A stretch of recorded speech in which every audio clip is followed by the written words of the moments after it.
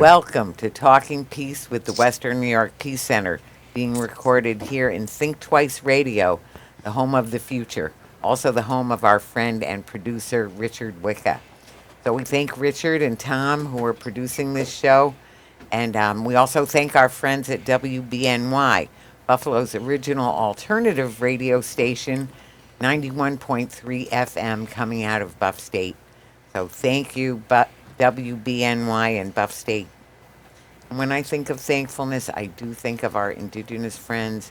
I think of our friends of color, and I think of how much injustice has been heaped upon people, and still there is such a spirit of thankfulness to the Creator.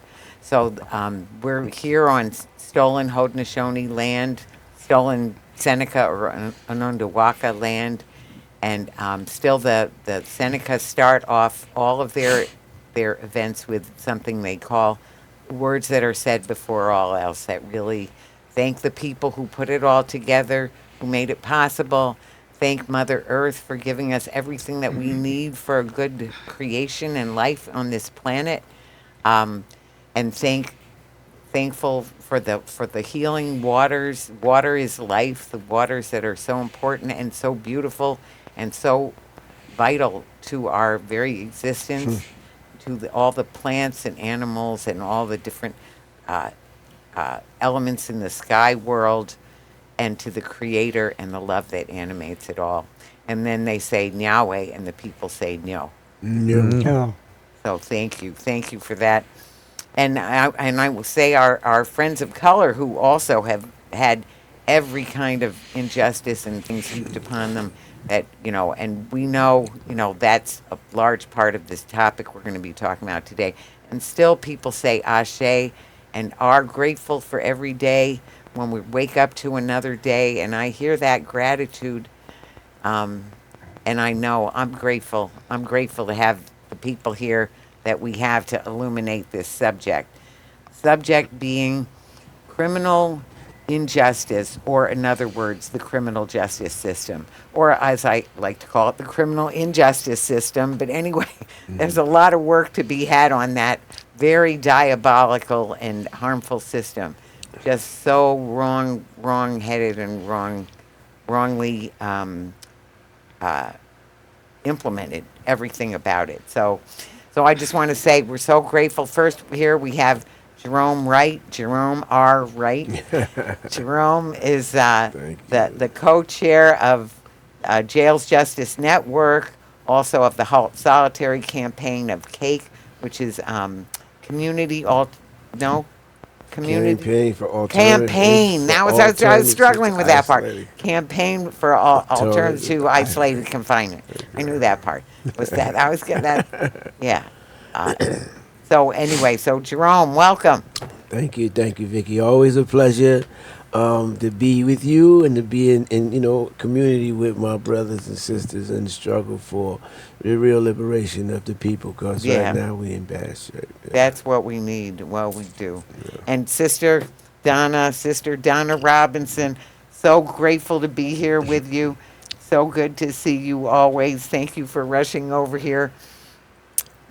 You're just renowned in the community. You've worked with so many organizations, including Jails Justice Network, Voice, RAP, the Western New York Peace Center. Just so many different ways that you've been working with or without organizations to just keep pushing forward to care for the people, the care that people need. So, Donna, thank you.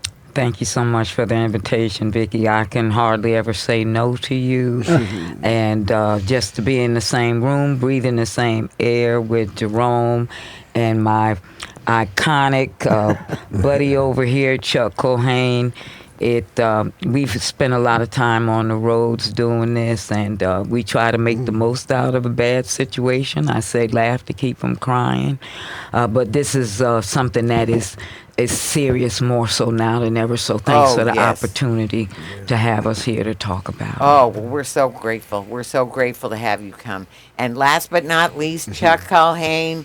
Chuck, long-standing member of the Western New York Peace Center. You've been on the board. You've been uh, uh, the chair of the Prisoners' Rights Task Force, or whatever we called it at the different ages and stages. It's been called differently, but always working on those justice issues and caring for the people. So thank you, Chuck, for coming. Pleasure. It's great to have you here. So, and I didn't. I'll introduce myself because I want to say Vicki Ross, or I am now uh, acting or interim executive director at the Western New York Peace Center. But I'd like to bring up Victory. It's in my email address, victoryross9@gmail.com. But because it was my teenage nickname, and it gives me the excuse to bring up what we already know, that the real victory, everybody wins. And so having a healthy response to issues in the community is what we need, and everybody will benefit. And the people, right now we have a sick system that just causes more damage to every side, and we just have a lot of work to do. So before we go too far, I want to just ask that we talk about, when we think of the criminal justice or the criminal injustice system, what are the values that you think of that we need to be bringing into this conversation? So, Jerome? The value. And I guess I hope I answer this right, because when we think of values, people think of values in different ways. Sure. And to me, I think it is the value of humanity. That until we are able to really look at each other and treat each other as the human beings we are, Right. irregardless of our race, creed, religion, national origin, sexual preference, all of those things that divide us or label us as different, until we start to look at each other as the flawed human beings that we are, that need the help of each other, need the community to help us.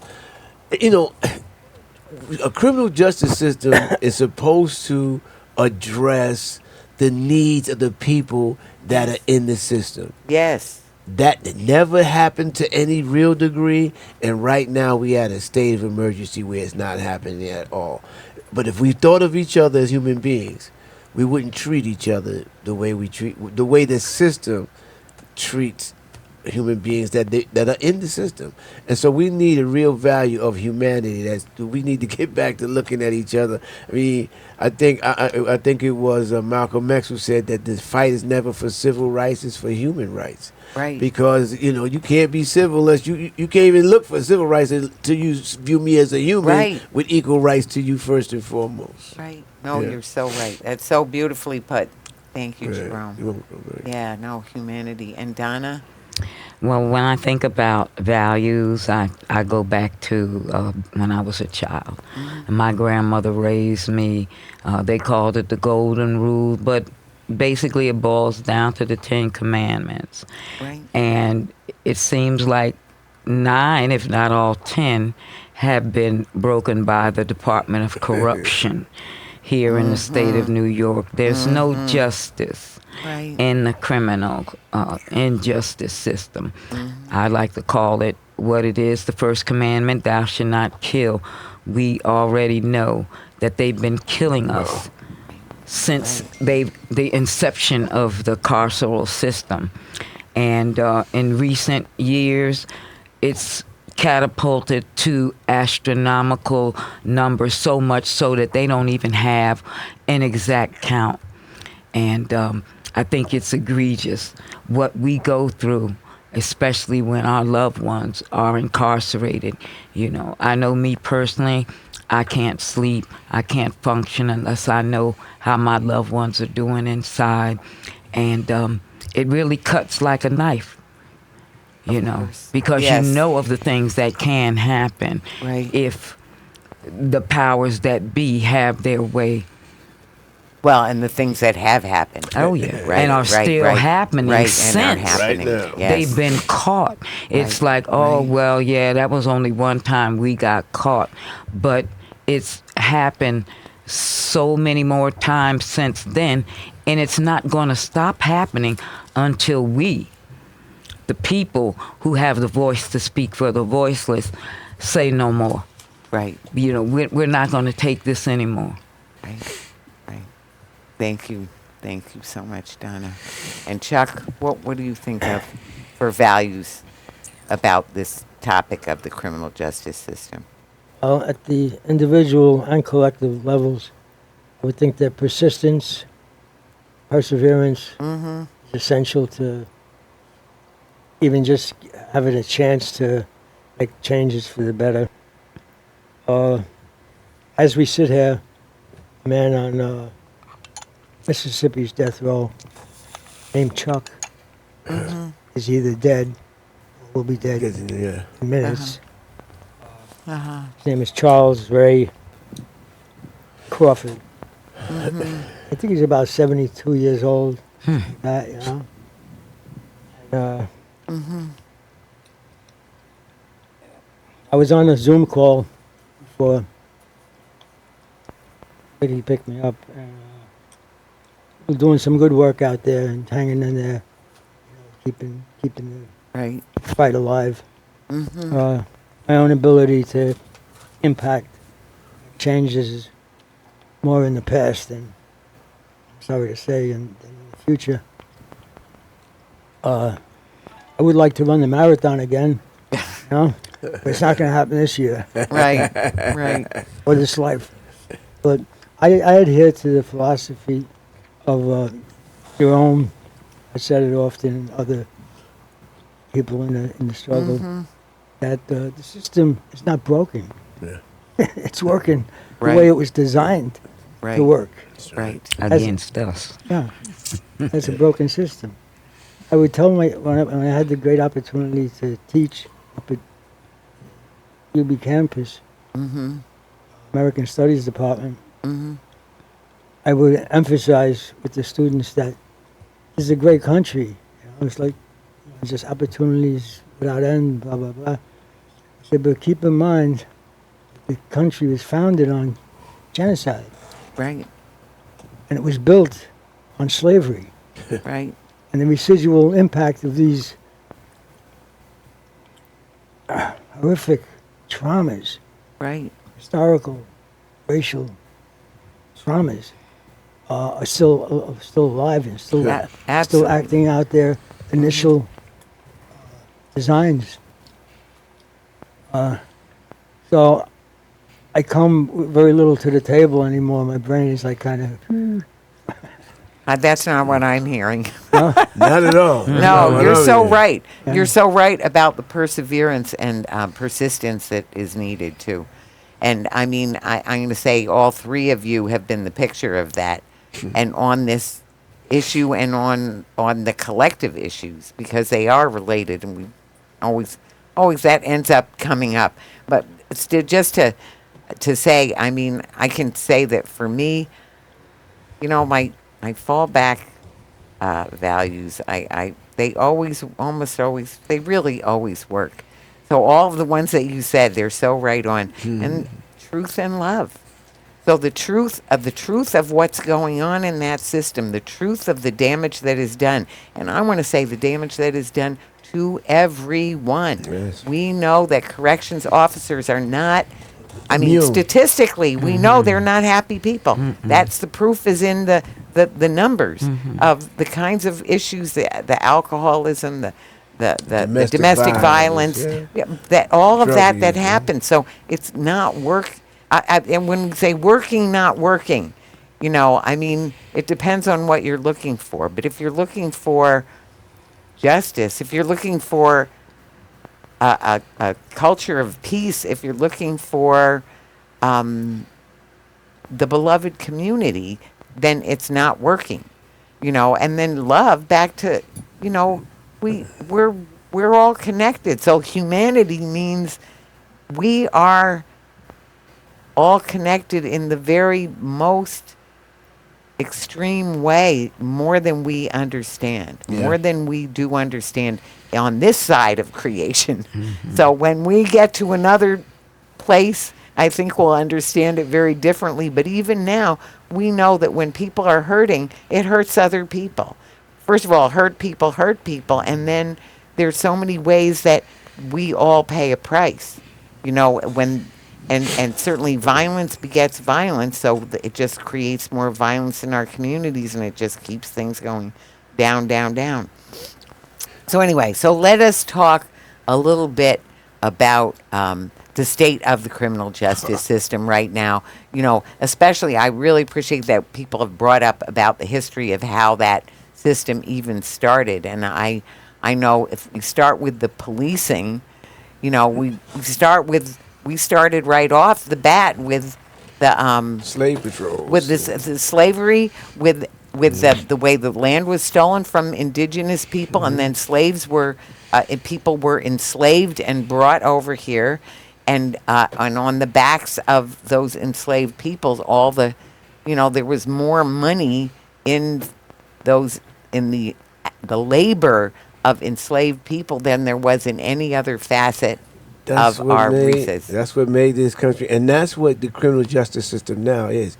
It's a business. It is a corporation. It is an LLC, whatever you want to term it. It is about jobs and an economy. It's about generations of people being able to live a decent life, put their kids through school and college, and go and live the American dream on the backs of the same people that they did that to during slavery and during the genocide that this country was founded on. It is so bad that we got people. When I came out here, I left a little later because I was watching the news because I was going to pick her up, and I'm like, I got to look at the world news, and you got white grown men tackling women all over the cities, Kicking women. kicking them and tackling them to take them out of the country, and they don't even know at this point when they're doing it if they're legal or not. Because half the people they're finding out are legal citizens, shouldn't be involved in that, which is a whole entirely crazy thing. Right. But the idea that they're using this type of force and intimidation and Gestapo-like tactics Absolutely. on women and children, but to the goal of saying, you don't belong in my country because you came here illegally. When they came here, when there was no law, but they did the most illegal thing possible. They took Attack somebody's them. land. No, Yeah. took the land. Right. You took their Taking land. them. So you're not here legal. It's not legally yours either. Right. This Right. is stolen land. Right. And then it was land that you purchased with the blood of the people that was here, who even taught you things like how to survive here.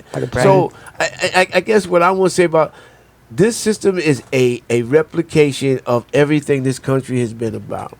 It's been about oppression. It's been about enslavement and the profiteering of a certain segment towards that end. And it hasn't changed. And that's why we say it's not broken, because it's doing the same thing it's always done. We went from cotton fields to penitentiaries. Yeah, from the plantation to the penitentiary. Yes, yeah. So it's not, that's the problem. It's not about justice. It's about an economy for them, and enslavement still for us. That's the injustice Yeah. of it. No, you're so right. Donna? I think, I agree with everything that Jerome has said. Right.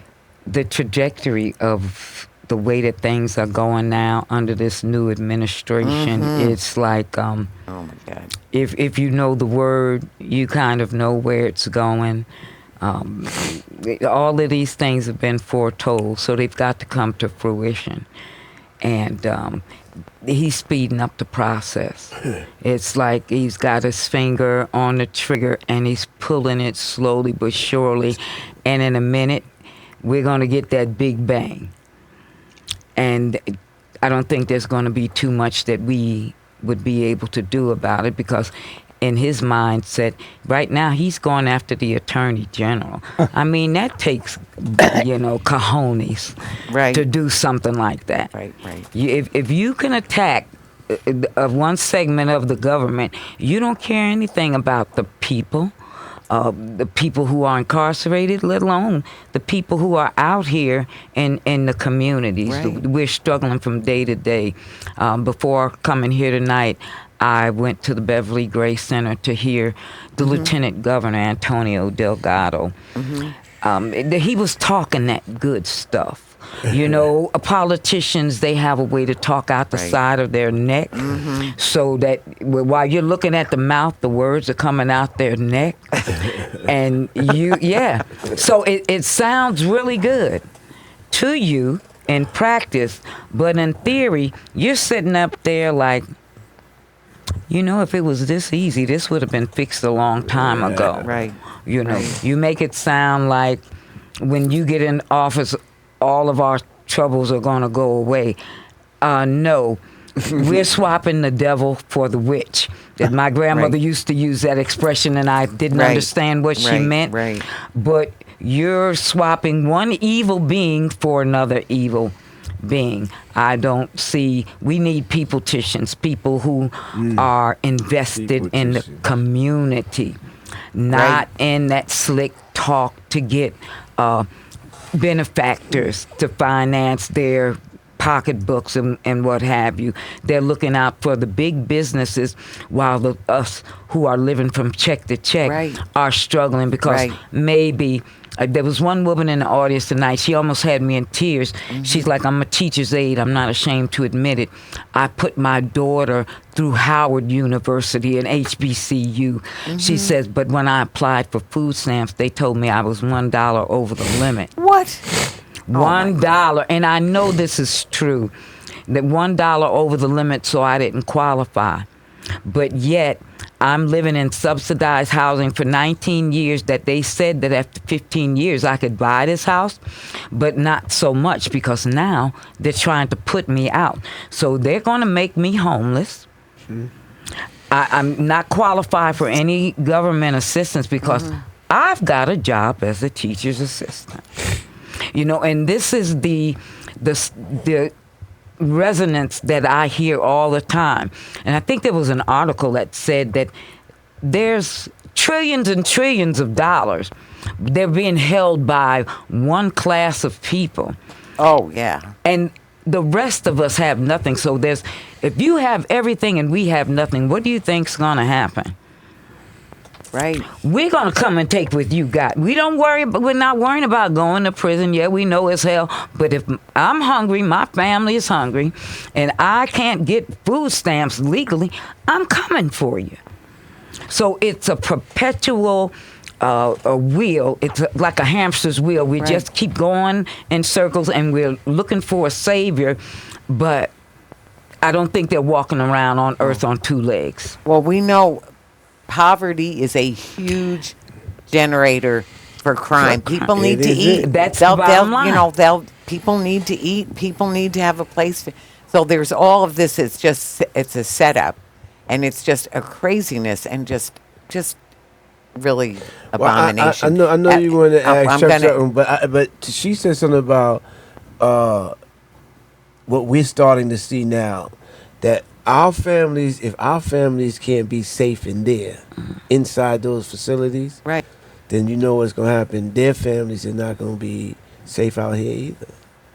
Well, violence just Right, that's generates what- violence. exactly. Exactly. That's what she exactly, just said. Exactly. And That's there's exactly no what she question said. about it. So, Chuck, what would you add to, in terms of sort of how we've gotten or where we've gotten to, in terms of the criminal justice system at this point? Right now, it's it's in a constant crisis across the country.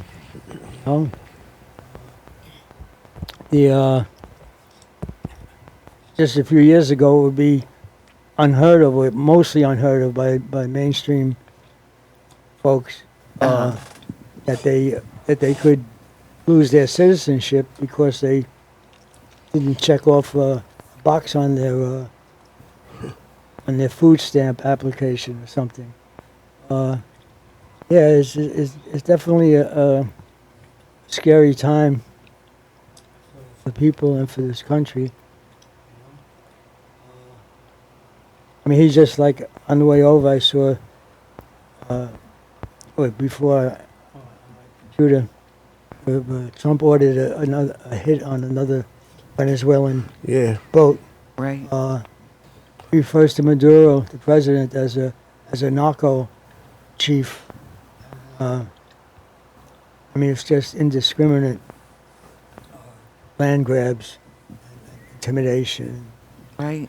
and he got the guns and he's using them.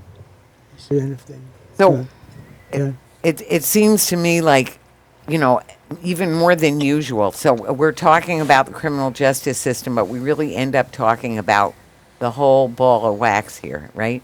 Because just as I'm hearing it, and as we sort of know, the more the rule of law, which first of all was not equally or fairly administered, To begin with.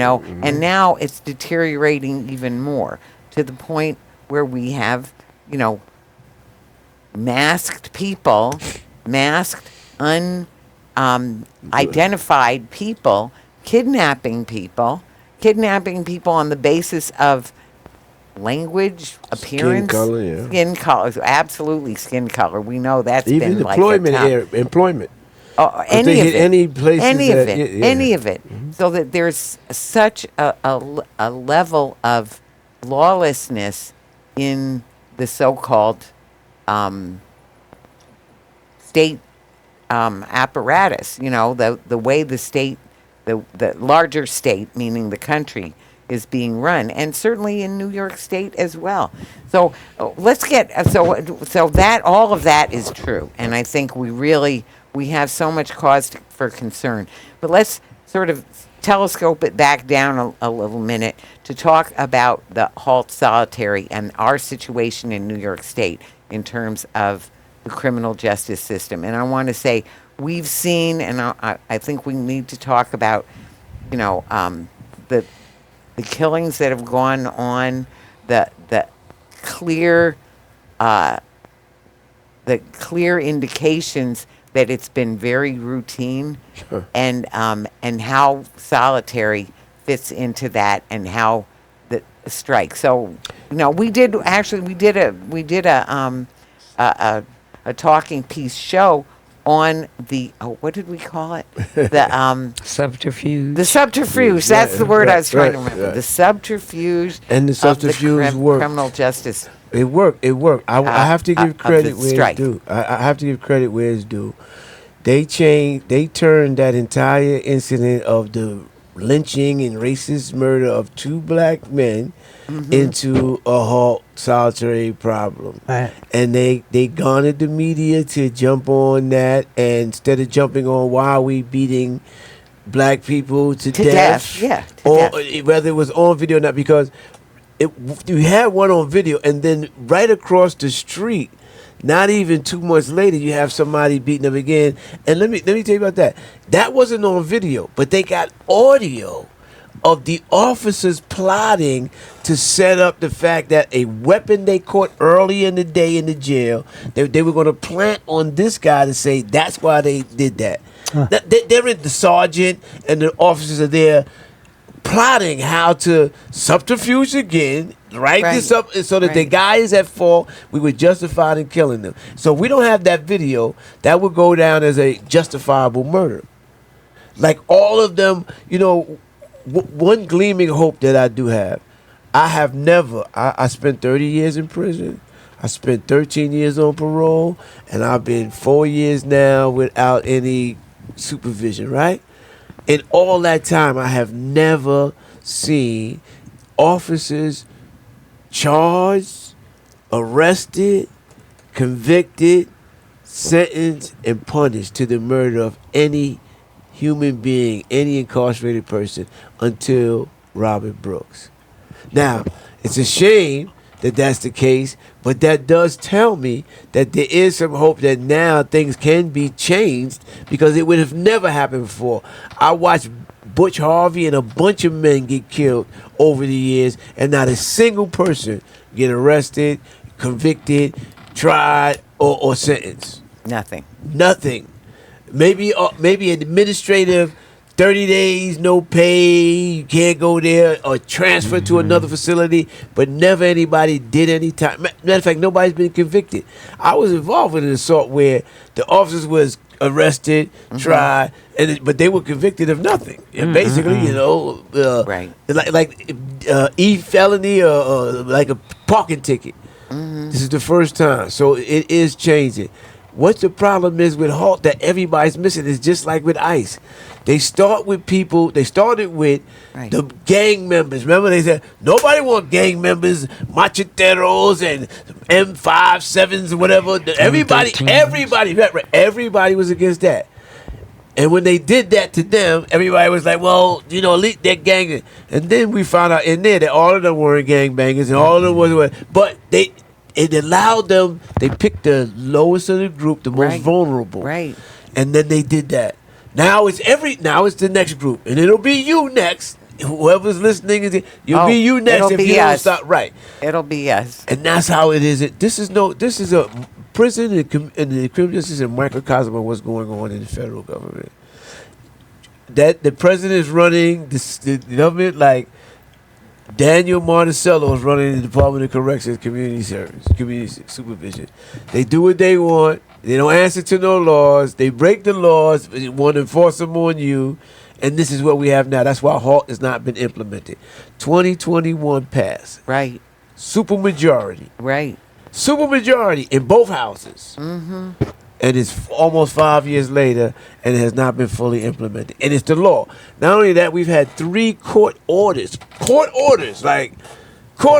Not opinions. Court orders saying cease and desist what you're doing, implement it. And they have Not done. done it. Now we have the UN rapporteur on torture filing a UN complaint. And do you think they're going to do anything then? No. But she said it. Until we say no more. The people say no more. Like they shut the government down when they want to our detriment. When we shut it down because we tired of it and it got to change, that's when it's going to change, unfortunately. Right. Unfortunately. Oh, it has to. It has But to. we got to do it. It's not Right. that they're not going to do it. And HALT should be a clear example to everybody that you got a duly constituted law that took 12 years to get passed, that was passed, and now has not been implemented because they feel it's inconvenient or they don't like it. An administrative agency. What's to say that any other law that they cannot do to say? What's to say to raise the age? All the things that we fought all these years for. Right. Look at it. Well, we've seen it. Look It's at raise being- the age. They call it a failed law because they never funded it. They never provided everything that they said they wanted to provide to make it work. They Right. didn't give. Right. So now it's failed. So that's the same thing. Gonna say, well, HALT's not good, but they never did it. Right. No, they How can you never say it's did. not good? How can you say it's a problem when you have not done it? Right. Right. No, it's just an excuse because they want to go back. Donna? Yeah. Well, it goes back to the paradigm of perpetual punishment. Right. It's a form of punishment. It's inhumane. The UN deemed it inhumane. Right. Nelson Mandela law is inhumane. I know during COVID, when we were sequestered inside of our home, Right. we became hostile. Some marriages broke up. Right. Some children got put out. I don't care. Go out there and get COVID. You can't stay here. This is the effect that isolation and confinement have on you. Right. I know for me personally, I can't stay in my bathroom longer than an hour. I'm claustrophobic. My bathroom's not that big. If we went in our bathrooms and tried to stay there 24 hours, not even for a week, just try it for 1 or 2 days. Trust and Right. believe that when you came out, there would be things mentally wrong with you, probably Absolutely. physically wrong with you, Sure. but yet we can find human beings as if they are animals, naked, no clothing, Right. and conditions where it's cold, no abilities to shower, improper feeding, if you get fed at all. You know, I get so incensed. And I have 2 dogs. When I see commercials about saving the animals, saving the whales, etc., do you mean to tell me in this great, supposedly United States and the Empire State of New York that we would treat animals better than human beings? What does that say about us as a people? Right. Absolutely. You know, No, you're so right. these laws didn't just come about helter skelter. This took years of people suffering and getting to the point where we've tried everything else. We are not going to put up with this anymore. We're going to revolt. We're going to show the world just how they feel about incarcerated lives. The United States, we don't care. Other countries in Europe, they make prison look like a country club. Here, prison looks just like what it is.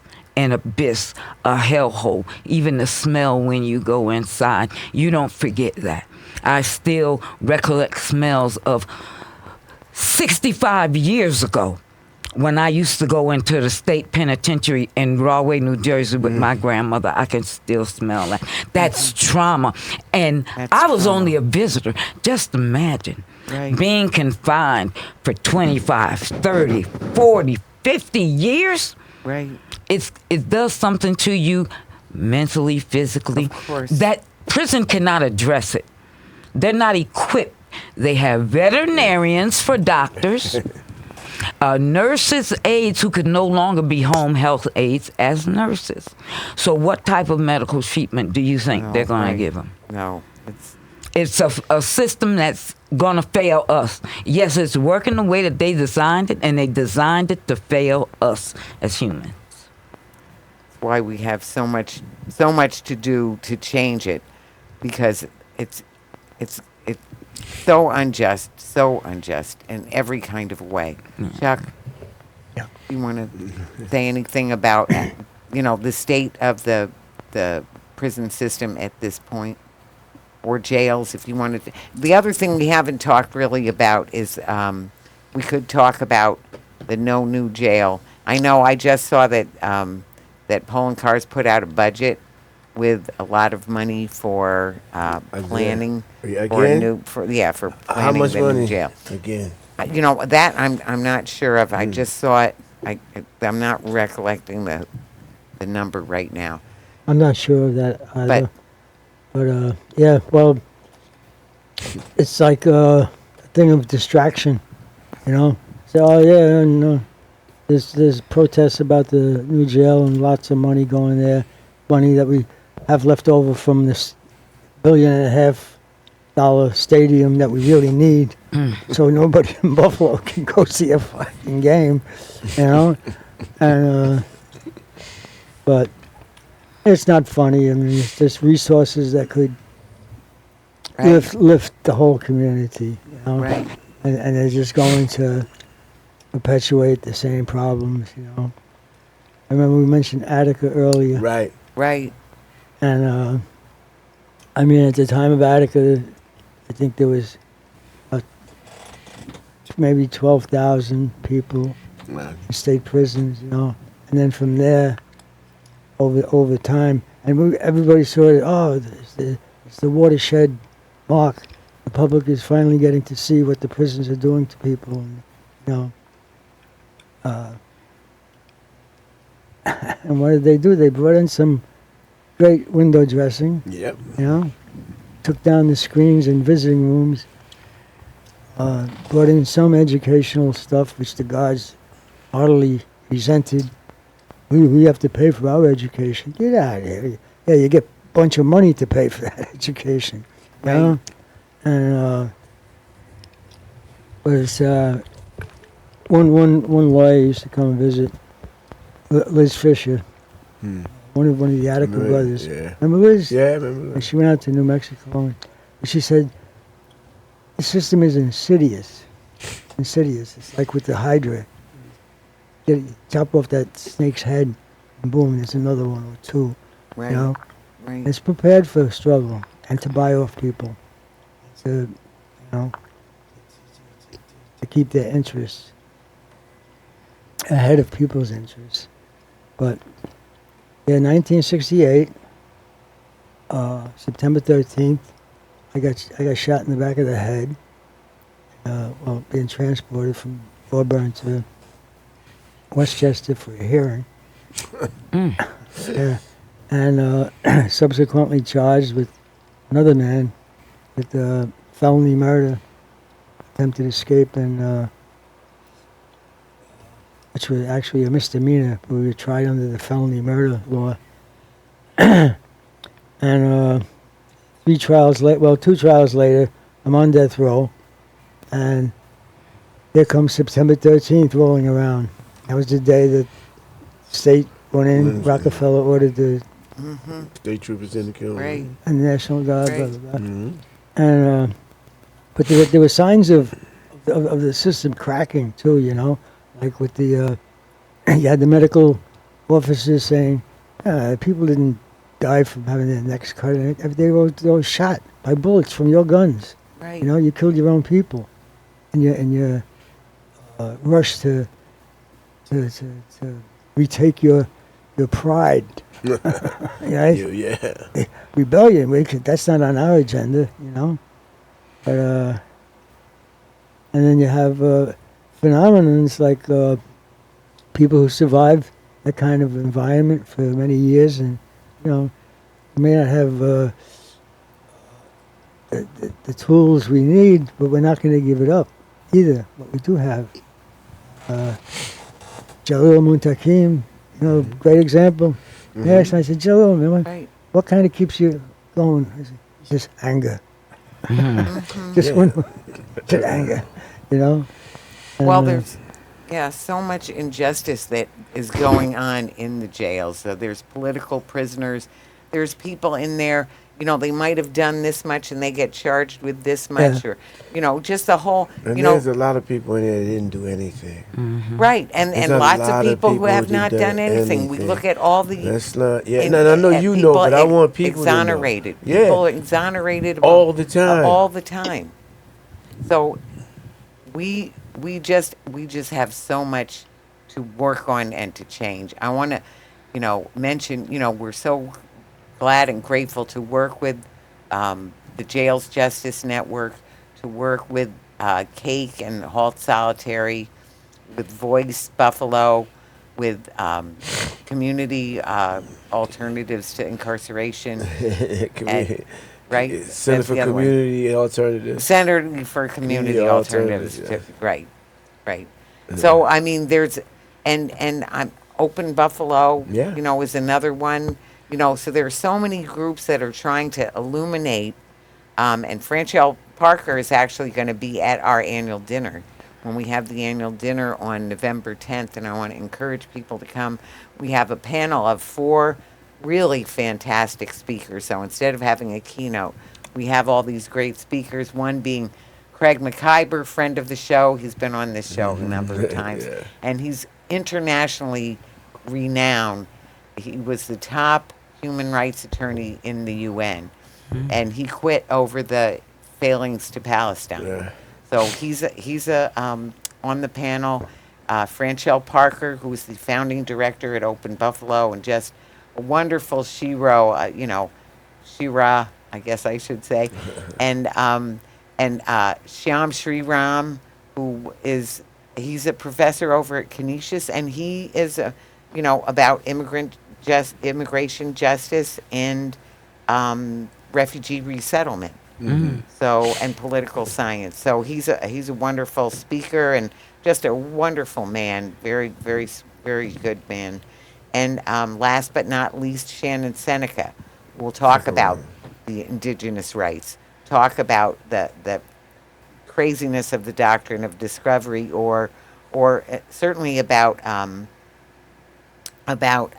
environmental justice. And she's a scientist and indigenous woman, just a wonderful, very knowledgeable person. So all of those people will be speakers, and they'll all be talking about how the different aspects of our society are being affected by this onslaught against whatever the semblance of democracy that we have. The semblance, yes. The semblance that we have. So it's yeah. Yeah. So maybe if you want, we want to go around on that. The semblance of democracy that we have. No, I Or- do want to, before I say that, I definitely wanted to give some homage and some love to Chuck, man. Oh yeah. You know, Yes. Chuck, I just remind me that he's an octogenarian now. Right. But Chuck is really an inspiration and shows what what power when we put our mind to it. It's about perseverance Right. and persistence. Yes. Which was advice that I got from Karima after we had picketed at the jail for a few times. Yeah. She said, if we come down every time somebody's killed here, the paper will write it up and say, yeah, another death. We don't come down and we don't persist and keep it in the public's face. Nothing's going to happen. That inspired me to say, you're right. We got to keep coming. No, you've been very persistent. Yeah, but what inspired me even before that, you were out here. You've always been a champion with Yes. these lynchings. What they call now, they call executions. Well, I think of lynchings is anyway because it's mostly our people again. You were out on front on that when many of us, even myself, wasn't even cognizant of the amount of death and devastation that was causing all over the country. When I came home, you were already in the trenches in all of this criminal justice reform work. And as somebody who really didn't have to, you weren't either the color nor the class that could, it is always a pleasure to honor people who sacrifice their own for everybody else when they didn't have to. It's easy to sacrifice when we in the same boat and we got to fight. But when I could really go in another direction and do my own thing and be all right or sell out or whatever else they do, you never did that from the moment you came out until right now. And that's to be applauded, acknowledged, and given honor to. Yeah. I want to say that. I need to mention that Chuck got the Phoenix Award from us. What year? A couple years ago. Years, yeah. Yeah. So, yeah. And then you're another one who should be getting an award. Yeah, it's too late for this year, but yeah. No, you did. Yeah, you unsung hero. Yes, that's Shiro. right. Shira. This one right here, But Chuck is an icon. Chuck Yes. is. No, and I've seen him even when you were on probation. You were still picketing the parole. probation. Didn't matter. He didn't parole, care. parole. Yeah. That's what I mean. Well, he'd have been on probation and parole. But Yeah, still it's didn't any matter. of it. Yeah. Any of it. I've been on parole for 30 years, right? 30, yeah. Someone said, how come? Why so? I said, they like me. Right. They like No, me. you just have such a great attitude, Chuck. You Yes, really and do. you are an Really do. icon, like she said, and I Yes, want people who he is. don't know you and may never get the chance to really know you to know, man, that in our community, man, you are an icon, you are a national treasure, man, that Yes, we really you are. respect. God. Respect your gangster, man, after That's all these right. years, man. He's the real original OG. He's the OG, Yeah. the real OG. Real OG. Yes, you now are. that's it for octogenarian. Yeah. But thank you, Chuck, man, for always being, man, on the front Always line, there. man. Yeah. Elmira, Absolutely. Albany, Everywhere. wherever. He is Absolutely. everywhere. Wherever. Yeah. Albany. Yeah, that's one of the Yeah. good things about this country. But otherwise, you said we're in a state of crisis. We keep saying crisis. I'm saying it's a state of emergency. You talked about Attica. Everything that those brothers rebelled against, rebelled for, is happening right now again. Right. We did not learn from history. Everything that those brothers made a list of demands, and it was about their families being able to visit them Right. unencumbered, about their mail not being censored and destroyed, about their having to have packages of food stuff to supplement the meager meals they gave you in there, Right. about all of the things that they're taking. Right. That they're just taking away. Be able to get books and materials. You gotta be a millionaire or have the money left over for the heist you got arrested for these days to survive in there with what they charge for everything. And now you got these tablets that they tell you free, but anything you want worthwhile, you gotta pay for that's on there. And so that's more. They're still bleeding a population of people and communities that doesn't- don't have it. Right, Yeah. right. And I always have we have the worst and an ever increasingly worse income and asset distribution in the country. Always. So what to your point of before, Donna, that when one person has as much as more than half of the rest of the country, more than half of the population of our country has an equal amount to one person who is not, I'll not name him, but it is a 4-letter word, his name. He's another one who shall not be named, but Elon Musk. has as much as, I think it was 52% of the people, in the lower 52% of income and asset Yeah. that people have is how much he has, of the how many trillions or Wow. whatever he has. So it's just heinous. But what can we do? Let's move on to what can we do to try to make these changes, and let's focus back to, even though all of our issues are connected, on especially about the criminal justice system. Can I tell you about what's going to happen on October 20th? Yes, please do. So on Monday, October 20th, Right. from 12 to 3 and from 5 to 9, Right. we will have at Elam Christian Fellowship Church on 70 Chalmers Street over Right. there in Central Park. Yep. There will be the Journey to Justice bus. It is a bus that will it's an interactive, it's like a museum about solitary confinement, how it started, what's wrong with it, why we need to abolish it, why HALT needs to be done, and there's a replica solitary cell for people to go into. For months, we've been inundated with news from the other side about how all of that is hyperbole. Here's opportunity for people now. Come out and Right. see for yourself. Right. And then there'll be tables there where people are different groups and organizations who want you to help out with what they're doing that may catch your fancy, you might be interested in, or you may want to learn about. You got opportunity now. Because there are a lot of people sitting home saying, "Man, I want to do something, I don't know what to do." Come out on the 20th. Come Right. to Elam.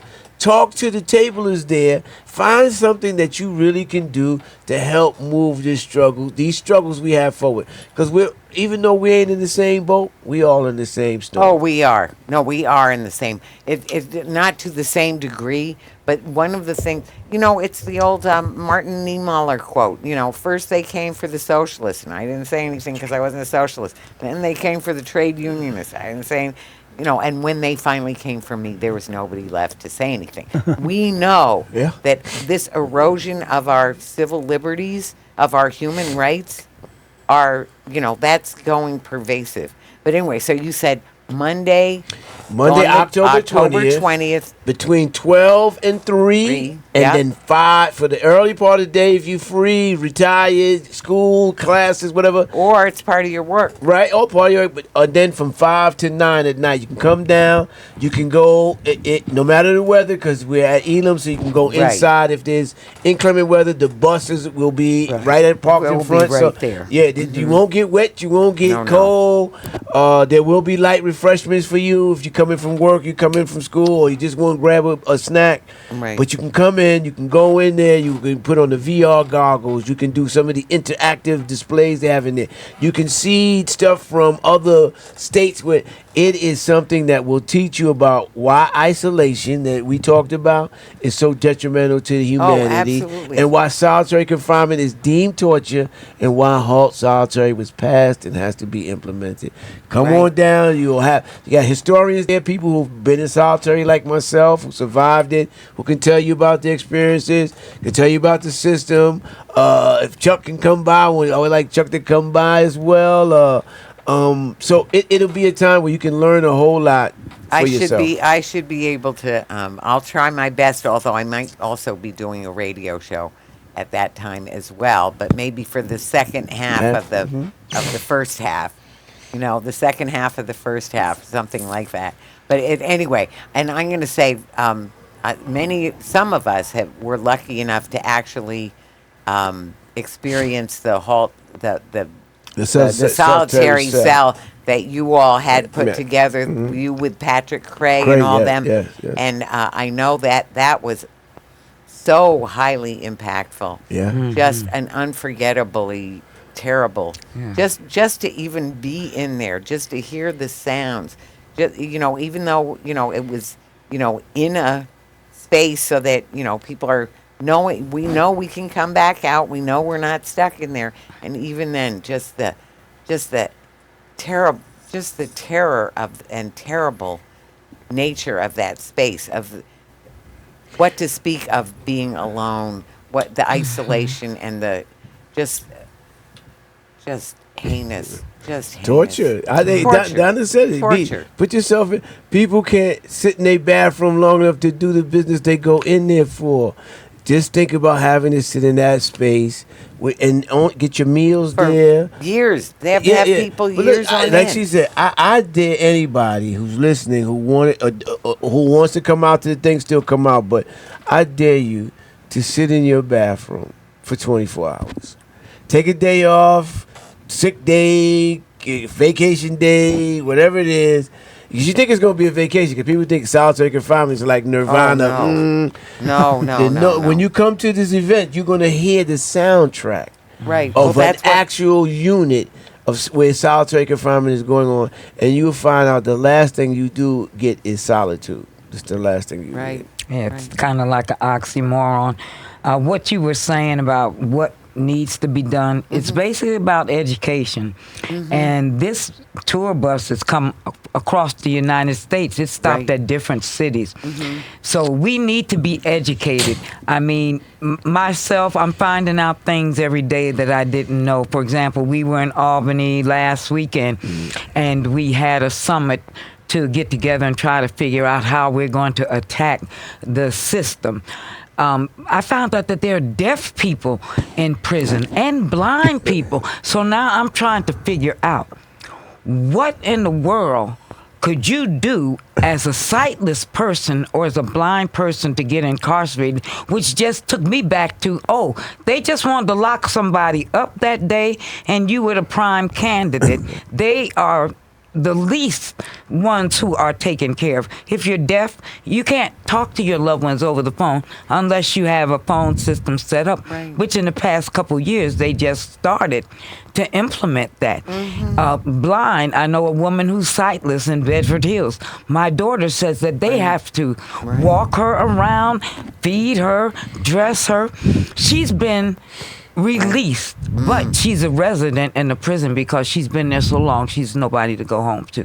When you think about what really goes on, that's the only way you're gonna attack it and make it better. You got to be educated. Yes. And yes. it's a hard lesson to learn. I know No, for me. We're going to do that, but this is part of it. So that's why I'm so Definitely. grateful. We're running out of time now, so Chuck, I'm going to give you one more.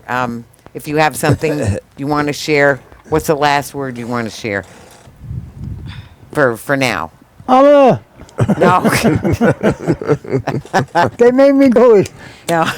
Well, we made you come on the show, but My mother would have been 129 years old today. really, Yeah. really, She passed in 2006 Really? at 87 years old, you know. Happy I was birthday. thinking of your recent loss, and I know you're going through well, hell times. Chuck, I'm just so grateful to you for all your years of work and faithfulness, Yes. perseverance and persistence. Yeah. And Donna, the same to you, and Jerome. Honestly, you all three of you are so inspiring. There's so much that we need to do, and we are doing it. So this is Talking Peace, and together we've been talking peace in truth and love. Thank you so very much. Thank you so It very, faded very back. much. Thank you. Yes, I'm going. But we still recording. You know these are hot mics right now, so yeah, be I careful. know. I'm not saying anything. Well, I just say thank you so much. I'm not embarrassed to say that again and again and again. So I am hitting with fade to black though, and it Did he won't. leave a couple of cashews won't for do you? it. Oh, I don't do nuts of any kind.